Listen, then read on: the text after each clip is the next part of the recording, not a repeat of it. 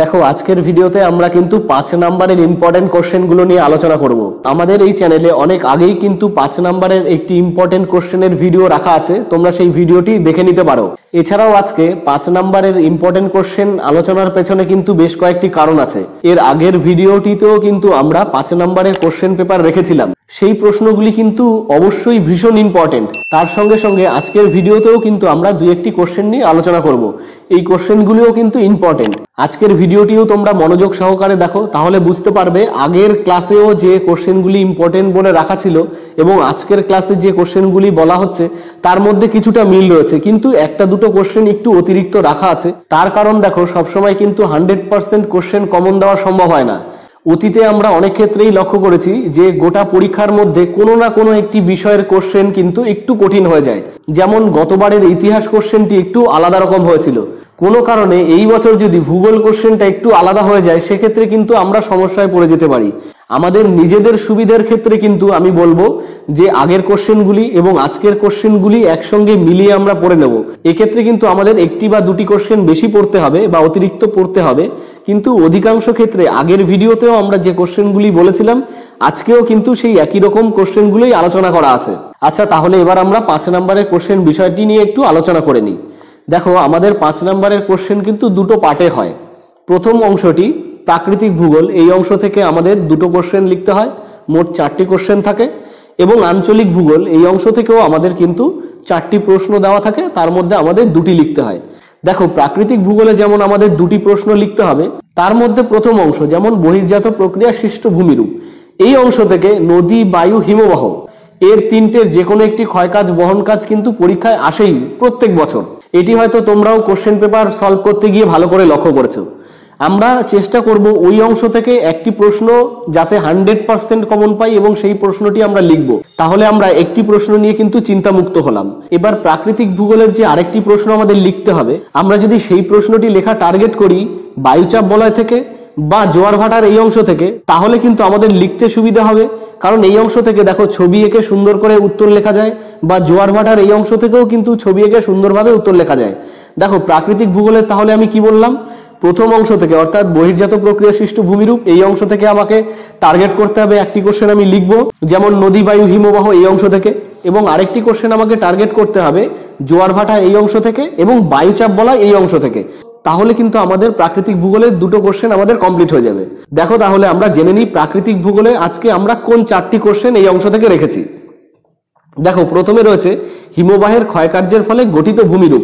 দেখো, আমি তোমাকে বলবো হিমবাহের ক্ষয়কার্যের ফলে গঠিত ভূমিরূপ এর সঙ্গে সঙ্গে বায়ুর ক্ষয়কার্যের সঙ্গে গঠিত ভূমিরূপ পড়ে নিও। দেখো, আমার ধারণা যে হিমবাহ অথবা বায়ু এই দুটির ক্ষয়কার্যের ফলে যে গঠিত ভূমিরূপ, দেখো এর মধ্যে একটি প্রশ্ন আসার সম্ভাবনা কিন্তু এবার খুব প্রবল। বা এই অংশ থেকে যদি একটু ঘুরিয়ে প্রশ্ন হয় তাহলে এরকম প্রশ্ন হতে পারে যে হিমবাহ ও জলধারার মিলিত কার্যের ফলে গঠিত ভূমিরূপগুলি সম্পর্কে আলোচনা করো। দেখো, এই অংশ থেকে আরেকটি প্রশ্ন হয় কিন্তু শুষ্ক অঞ্চলে বায়ু ও জলধারার মিলিত কার্যের ফলে গঠিত ভূমিরূপগুলি কি আলোচনা করো। এই প্রশ্নগুলি কিন্তু একটু অন্যরকম, এই প্রশ্নগুলিও তোমরা চেষ্টা করো পড়ে যাওয়ার। যদি বিশেষ কারণে প্রশ্ন একটু ঘুরিয়ে আসে তাহলে কিন্তু এই জাতীয় প্রশ্ন আসার সম্ভাবনা থেকে যায়। দেখো, নেক্সট পার্ট থেকে আমরা যেটা টার্গেট করেছিলাম যে বায়ুচাপ বলয় এবং জোয়ার ভাটা, এই অংশ থেকে আমাদের একটা প্রশ্ন লিখতে হবে। এই অংশ থেকে আমরা কি প্রশ্ন লিখবো, দেখো পৃথিবীর প্রধান বায়ুচাপ বলয়ের সঙ্গে নিয়ত বায়ুর সম্পর্ক কি আলোচনা করো। এই প্রশ্নটা কিন্তু খুব ইম্পর্টেন্ট এই অংশ থেকে। দেখো, এই প্রাকৃতিক ভূগোলের এই অংশ থেকে আমি আরেকটি প্রশ্ন বলছি, এই প্রশ্নটাও খুব ইম্পর্টেন্ট, তোমরা তৈরি করো। জোয়ার ভাটা সৃষ্টির কারণগুলি কি ব্যাখ্যা করো। লাস্টের যে দুটি প্রশ্ন আমরা দেখলাম, পৃথিবীর প্রধান বায়ুচাপ বলয়ের সঙ্গে নিয়ত বায়ুর সম্পর্ক কি আলোচনা করো এবং জোয়ার ভাটা সৃষ্টির কারণগুলো কি ব্যাখ্যা করো। এই দুটো প্রশ্ন থেকে একটা প্রশ্ন আসার সম্ভাবনা কিন্তু প্রবল এই অংশ থেকে। তাহলে দেখো, বিভাগ কয়ের প্রথমে আমরা কি জানলাম, হিমবাহের ক্ষয়কার্যের ফলে গঠিত ভূমিরূপ বা বায়ুর ক্ষয়কার্যের ফলে গঠিত ভূমিরূপ, এই দুটো প্রশ্ন থেকে একটা প্রশ্ন আসার সম্ভাবনা রয়েছে। যদি প্রশ্ন একটু ঘুরিয়ে আসে তাহলে এই প্রশ্নটি তোমরা রেডি করতে পারো যে হিমবাহ জলধারার মিলিত কার্যের ফলে গঠিত ভূমিরূপগুলি কি আলোচনা করো, বা শুষ্ক অঞ্চলে বায়ু ও জলধারার মিলিত কার্যের ফলে গঠিত ভূমিরূপগুলি কি আলোচনা করো। এই প্রশ্নটি এইভাবে আসতে পারে। দেখো, এবার আমরা চলে আসি বিভাগ ক্ষয়ের ক্ষেত্রে। বিভাগ ক্ষয়ও কিন্তু একই রকম ভাবে, যেমন কৃষিকাজ এই অংশ থেকে মানে অনুকূল ভৌগোলিক পরিবেশ আলোচনা করো, এই অংশ থেকে আমরা যদি 3টে কৃষিকাজ সম্পর্কে জানি তার ভৌগোলিক অবস্থা সম্পর্কে একটি কোশ্চেন তুমি 100% ধরে রাখো কমন পাবে এই অংশ থেকে। দেখো তাহলে আমরা জেনে নিই এই অংশ থেকে কি প্রশ্নগুলি আসার মতো। দেখো চা, কফি, গম, আমি এই তিনটে কৃষির ক্ষেত্রে বা চাষের ক্ষেত্রে বলবো অনুকূল ভৌগোলিক পরিবেশ আলোচনা করো। খুব ভালোভাবে তোমরা রেডি করো যে চা চাষের জন্য অনুকূল ভৌগোলিক পরিবেশগুলি কি আলোচনা করো, বা কফি চাষের ক্ষেত্রে অনুকূল ভৌগোলিক পরিবেশ আলোচনা করো। একই রকম ভাবে গম চাষের ক্ষেত্রে অনুকূল ভৌগোলিক পরিবেশ আলোচনা করো।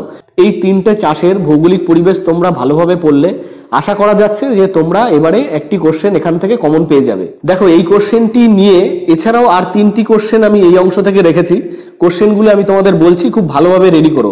দেখো আমাদের দ্বিতীয় প্রশ্ন কি আছে এখান থেকে, পূর্ব ভারতের লৌহ ইস্পাত শিল্প একদেশী ভবনের কারণগুলি কি আলোচনা করো। এই কোশ্চেনটি আবার অনেক সময় একটু ঘুরিয়ে আসে যে মধ্য ও পূর্ব ভারতে লৌহ ইস্পাত শিল্প একদেশী ভবনের কারণ কি আলোচনা করো। দেখো প্রশ্ন আলাদাভাবে আসার কারণে কিন্তু ঘাবড়ে যাওয়ার কোনো কারণ নেই, দুটো প্রশ্নের উত্তরই কিন্তু এক। নেক্সট কোশ্চেন দেখো আমাদের, ভারতের পূর্ব ও পশ্চিম উপকূলের পার্থক্য লেখো। এই প্রশ্নটিও আমি তোমাদের ভেরি ভেরি ইম্পর্টেন্ট বলবো, এই প্রশ্নটিও তোমরা খুব ভালোভাবে রেডি করবে। দেখো বিভাগ ক্ষয়ের একদম শেষ কোশ্চেন, পশ্চিম ভারতের কার্পাস বয়ন শিল্প গড়ে ওঠার কারণ কি। এই প্রশ্নটিও কিন্তু খুব ইম্পর্টেন্ট, এবার পরীক্ষায় আসার মতো। এই প্রশ্নটিও কিন্তু আবার অনেক সময় ঘুরিয়ে আসে। দেখো কিভাবে প্রশ্ন আসে যে মুম্বাই ও আহমেদাবাদ শহরে ভারতের মধ্যে অধিকাংশ কার্পাস বয়ন শিল্প কেন্দ্র গড়ে ওঠার কারণ কি। উত্তর কিন্তু আমাদের একই হবে। এক্ষেত্রে কিন্তু আমি তোমাদের বলবো প্রশ্ন দেখে কিন্তু তোমরা ঘাবড়ে যাবে না। দেখো প্রশ্নটি আলাদা রকম শুনতে মনে হলেও এর উত্তর কিন্তু একই। আমরা ধীর স্থির ভাবে কিন্তু এই প্রশ্নের উত্তর দেবো। যদিও বা আমরা আজকে প্রশ্নগুলি বিভাগ ক বিভাগ খ এভাবে আলোচনা করলাম, কিন্তু পরীক্ষার সময় তোমরা যে কোশ্চেন পেপারটি পাবে সেক্ষেত্রে কিন্তু 5 দাগের কোশ্চেন থাকবে এটি, এবং বিভাগ উমো, এই উমোর দাগের কিন্তু 5 দাগের কোশ্চেন থাকবে এই প্রশ্নগুলি। যেমন ধরো যদি আমার লিখতে হয় বিভাগ উমোর 5 প্রথম কোশ্চেন, তাহলে আমাকে দাগ নাম্বার দিতে হবে যে বিভাগ উমো 5.1.1 দিয়ে আমার কিন্তু প্রথম কোশ্চেনটি লিখতে হবে। তোমরা কিন্তু পরীক্ষার সময় দাগ নাম্বারটি প্রশ্নপত্রে খুব ভালোভাবে দেখে তবেই সেই দাগ নাম্বার খাতায় লিখে তার উত্তর লিখবে। দেখো আজকের এই ক্লাসের কোনো অংশে যদি তোমাদের বুঝতে কোনো অসুবিধা হয় অবশ্যই কিন্তু তোমরা কমেন্ট বক্সে কমেন্ট করে আমায় জানিও। ভিডিওটি ভালো লেগে থাকলে লাইক করো, শেয়ার করো, এবং এই চ্যানেলে নতুন হয়ে থাকলে অবশ্যই চ্যানেলটি সাবস্ক্রাইব করে নিও। ডান দিকের নোটিফিকেশন বেলটি অবশ্যই অন করে রেখো, তাতে নতুন ভিডিও আপলোড হওয়ার সঙ্গে সঙ্গে কিন্তু তোমাদের কাছে নোটিফিকেশন পৌঁছে যাবে। আজকের ক্লাস তাহলে এখানেই শেষ করছি, দেখা হবে অন্য এক ক্লাসে। ভালো থেকো, সাবধানে থেকো, সুস্থ থেকো।